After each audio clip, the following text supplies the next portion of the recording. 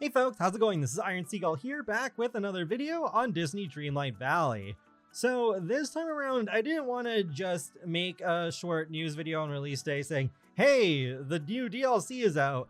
I wanted to actually play through some of it and include some of my own opinions as well, and not just going off of what we saw pre-release.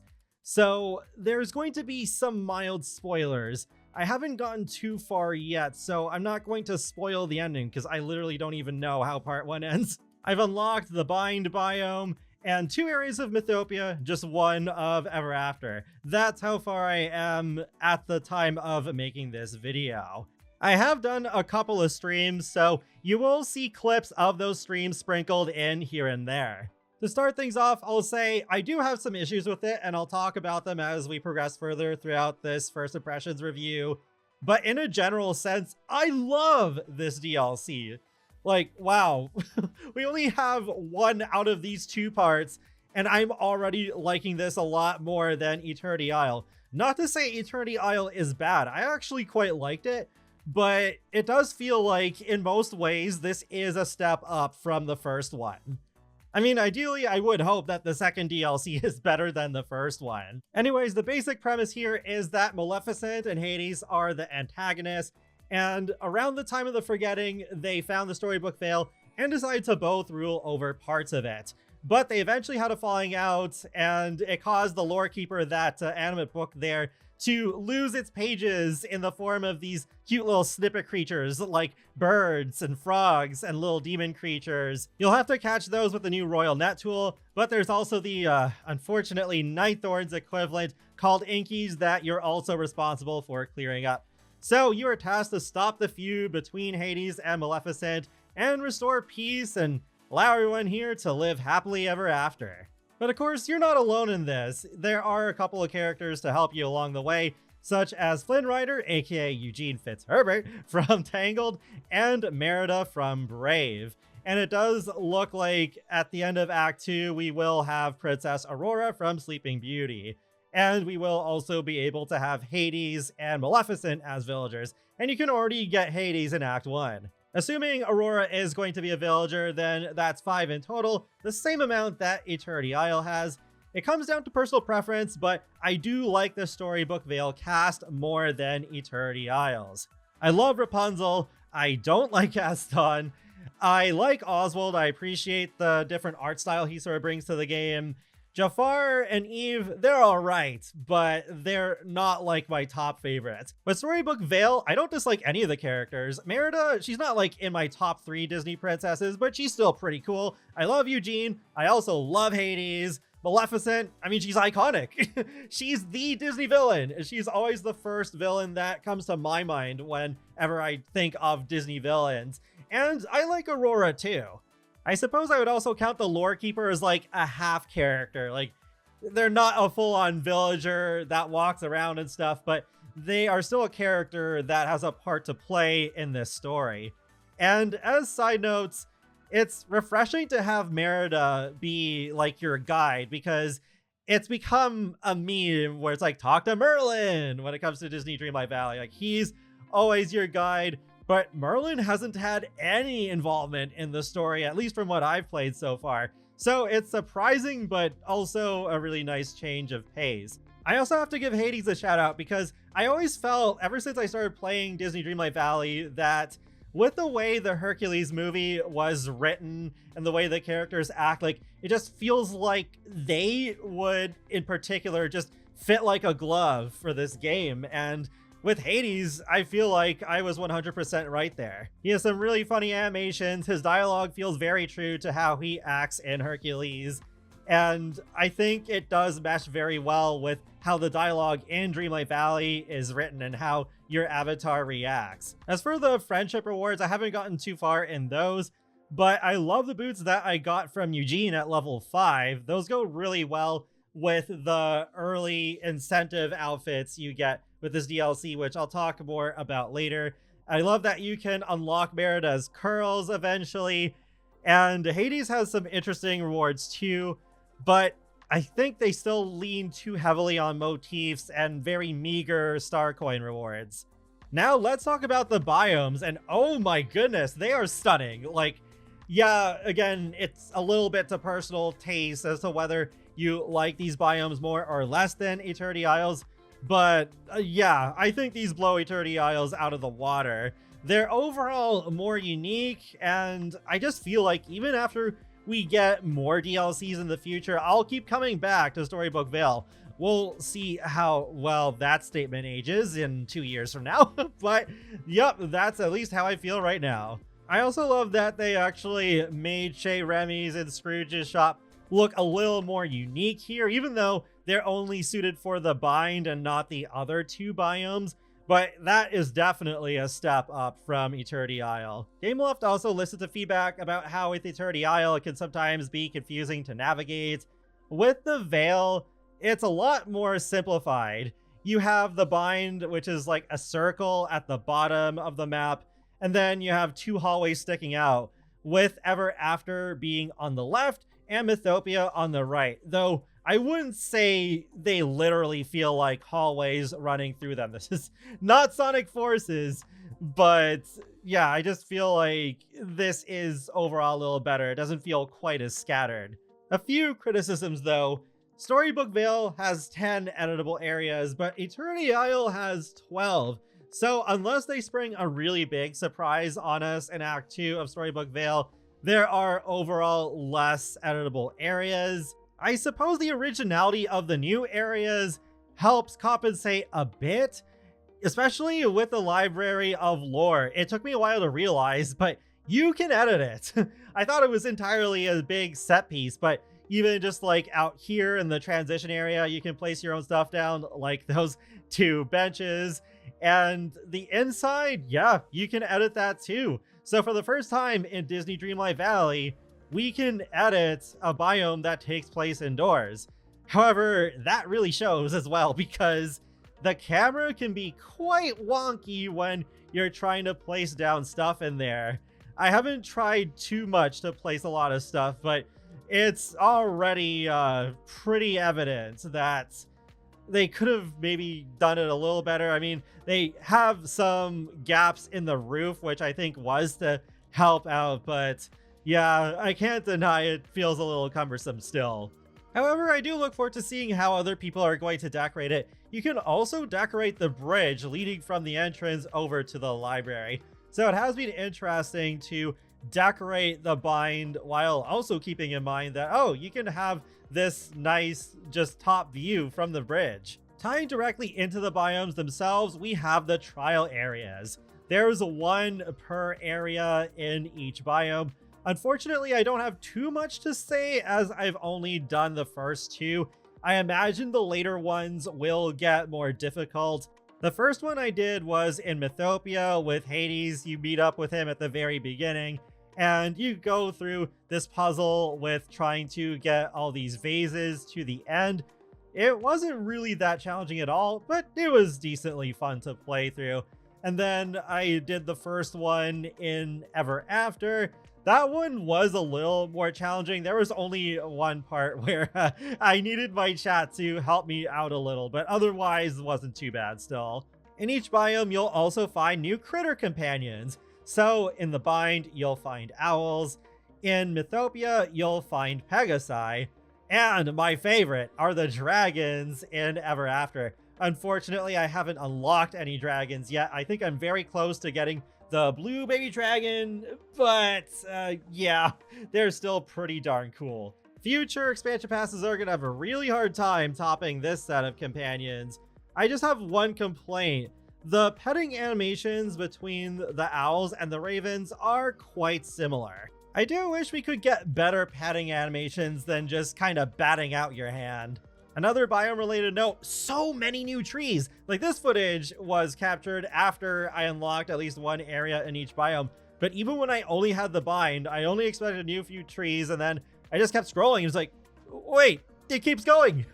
It didn't end for a little bit, so that's very cool. In terms of all the other stuff you can collect, like furniture, clothing, food recipes, crafting recipes, gems, foraging stuff, most of it is, I think, around the same amount of Eternity Isles. I didn't do an exact count, but it was very obvious there when I looked at the fish. It's just like, wow, there is way less there. So that's a little disappointing. There's less critter variations to get for the companions, but we may get more in Act 2 because that's what happened with Eternity Isle.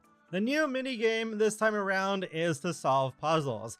You need to catch the snippets flying around so that you have enough of each one and in each color in order to unlock each puzzle. So you won't be able to just do all of them right away, and the higher star rating they have, the more difficult they are. After completing a puzzle, you will get a new reward item.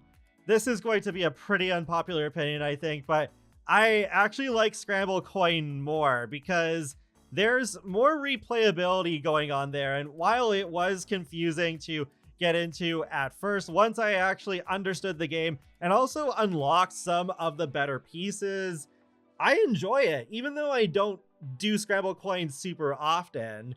And there's still quite a few pieces I have to unlock. You can still do the puzzles again later if you want, but I don't see much point in doing that unless, say, you come back long after you've forgotten how the pieces fit together. It's just not as much uniqueness as each game of Scramble Coin. Also, I wish that you could bring up that blurred preview of the puzzle while you're in the middle of trying to solve it, because if you just try to back out, then you'll lose all the progress you've made. While the two that I've done so far have only taken about 5 minutes for me to complete, I imagine it's going to be much tougher with the ones later on.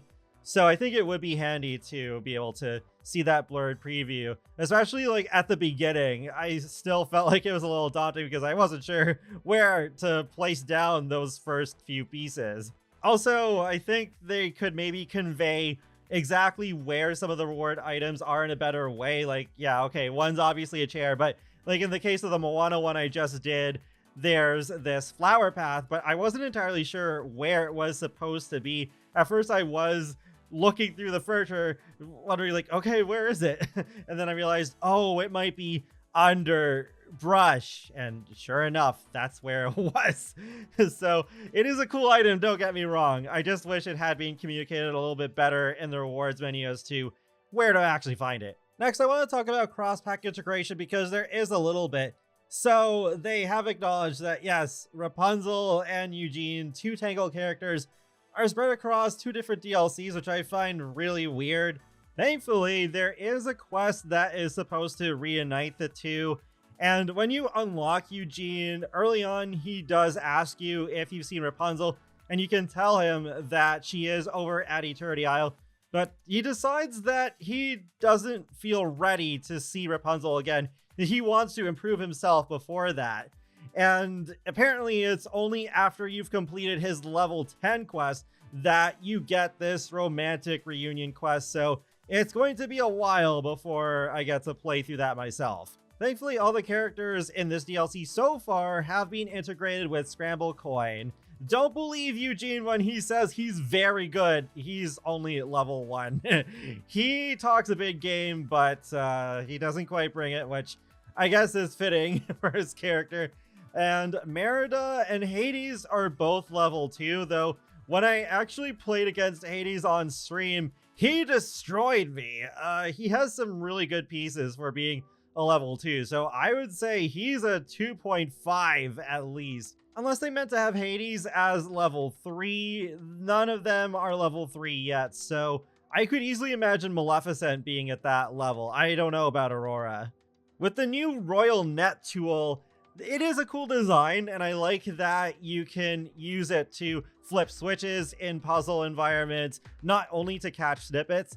There is a little bit of integration with the base game because you can catch white snippets and you can craft them into colors of snippets that you don't have much of. You'd think maybe you could catch them in Eternity Isle too if you have it, but nope, I looked everywhere, there weren't any, so I felt like they should have integrated that. Also, with the Royal Hourglass from Eternity Isle, when you try to use it anywhere in the Vale, you can't find anything. Sure, I could do without the time rifts, like those spheres that kind of ruin the aesthetic a little bit, but they should have at least made it possible to find extra treasures. It's not too late though, maybe they could still go back and update both of those things. Something I can very easily imagine them updating later is to go back to the tool skin sets from the premium shop that we already have to update them with Royal Net Designs, because that's still not a thing yet. They did wait until a bit later to do that for the Hourglass, so that's probably what's happening again. A couple other criticisms that I have, as well as bugs that I've run into. I've noticed you can't craft a training manual to reassign any of your existing villagers into a snippet companion.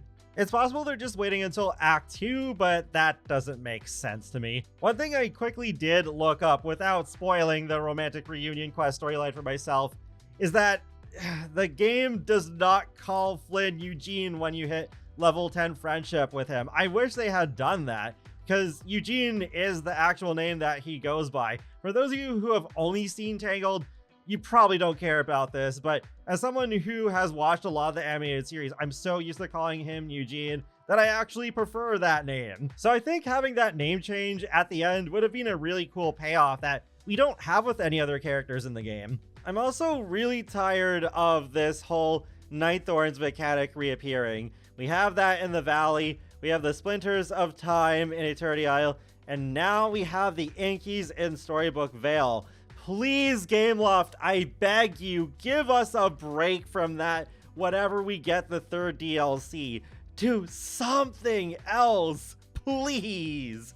There are some pretty annoying bugs, like how there are some books that can spawn underneath the bridge in the bind, but when you try to collect them, the game freezes. Also, a couple of the moss logs have appeared over the water for me where I definitely can't get them. With the Elysian Fields area in Mythopia, I don't see flowers anymore. I've waited well over a day. I occasionally find the odd lightning spice, but no flowers. Even with the fully upgraded Ancient Vacuum, I can't find anything different. With snippet companions, they tend to run like halfway across the map in order to retrieve the extra snippets. I found a couple of odd spots with decorating the Vale, like that balcony at the very back of the Library of Lore. When I put things on the ground, they hover a bit, and it makes functional objects like benches completely unusable. I also noticed certain water decorations hover above the water instead of sitting properly on it like you would expect. Especially in the Fiery Plains, it's bad enough where I can't look the other way. It's so noticeable. Possibly the worst thing though is that sometimes the camera goes into this free cam kind of thing that looks cool at first, but you can't do anything else other than move the camera around. So your only choice is to hit escape so you can go to the title screen and reload your save. Lastly, let's talk about bonus items and pricing.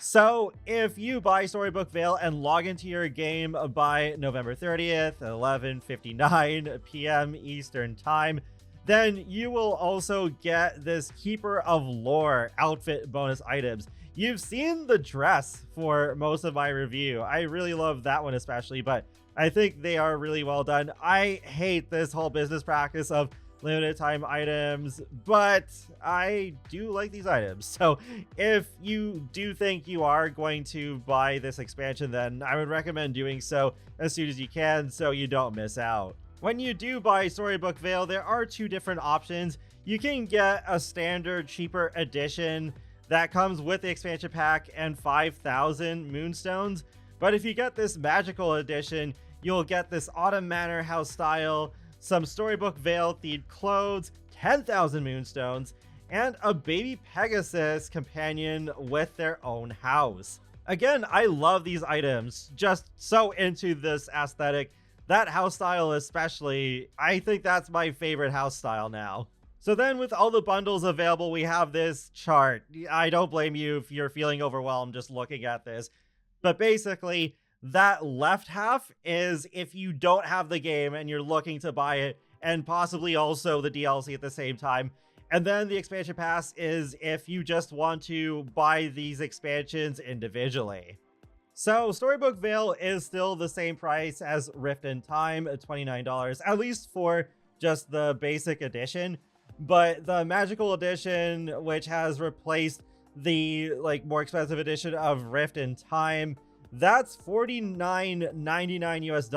That's a lot of money. That's even more expensive than a Sims 4 expansion pack.